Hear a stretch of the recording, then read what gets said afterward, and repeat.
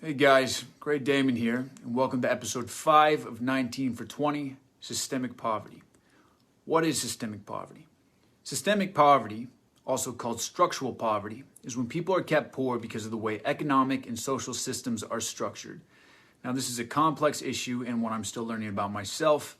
I'm far from an expert, but one of the best ways I've found to explain systemic poverty comes from finance writer J.D. Roth. So let's say a group of friends is playing Monopoly. And everyone's been around the board a few times, and most of the players own a few properties and some cash. Well, halfway through the game, in walks another friend, Ginny. The group invites Ginny to play, but she has to start at square one. Well, not even square one. She doesn't get the same $1,500 everyone else got at the start of the game. Ginny gets nothing except a little player token. She spends the rest of the game trying to pay the other players when she lands on their properties, but she's never able to quite save up enough to buy her own, and as a result, she eventually goes broke and gets cut from the game. In this situation, is it Ginny's fault that she's unable to compete with the other players? No. In this situation, Ginny was disadvantaged from the start. Now time for a real-world illustration.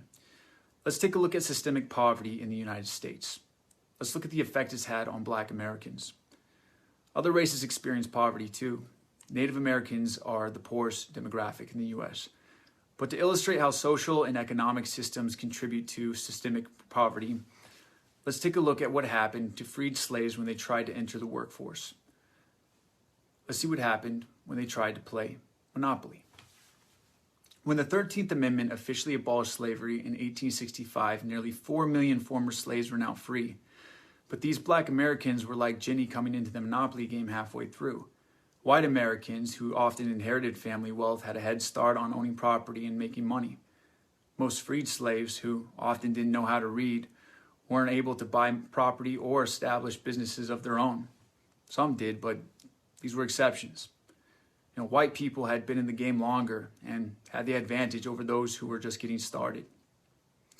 It's important to acknowledge that systemic poverty affects all races, like when economic recessions skyrocket unemployment, or when schools don't have resources to help kids with different learning abilities.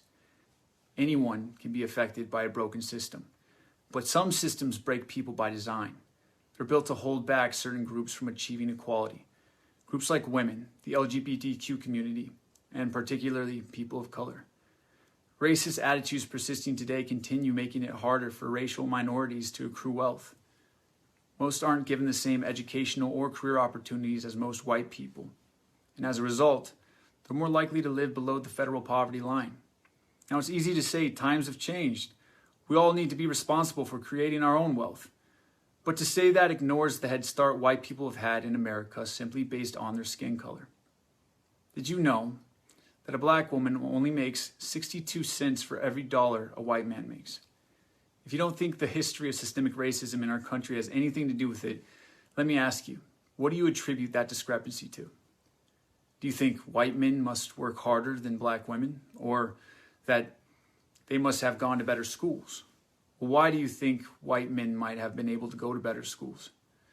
Do you think Black Americans are poorer because they commit more crimes and are therefore in prison and out of the workforce longer?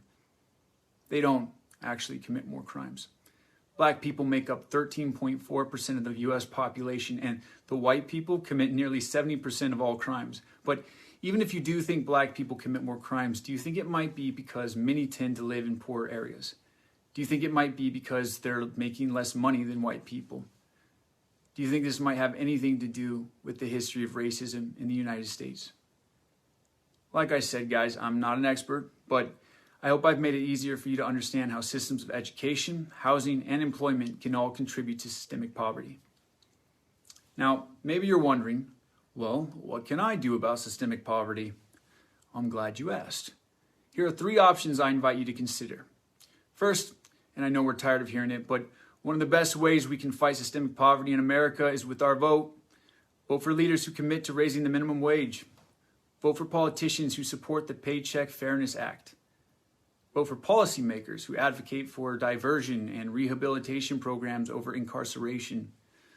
Another way we can fight systemic poverty is to simply learn more about it.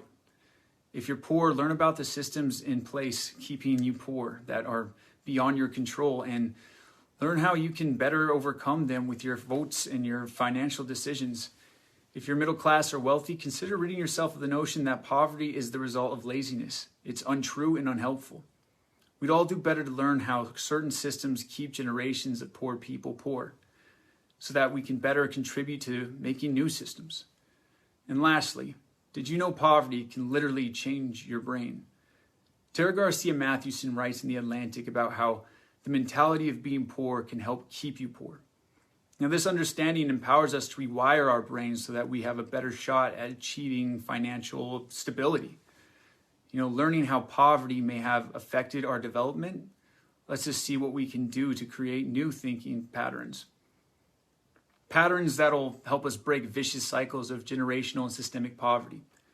Understanding these biological factors also helps us be more patient with ourselves and with each other as we work towards creating a more equal society. The systems at play in systemic poverty are overwhelming and multi-layered, but with strategic voting and the willingness of everyone to better understand how systemic poverty works, we can better dismantle it by exercising empathy for ourselves and one another, and putting our votes and actions towards leveling out the playing field. Thanks for learning with me. And this is Damon with 19 for 20.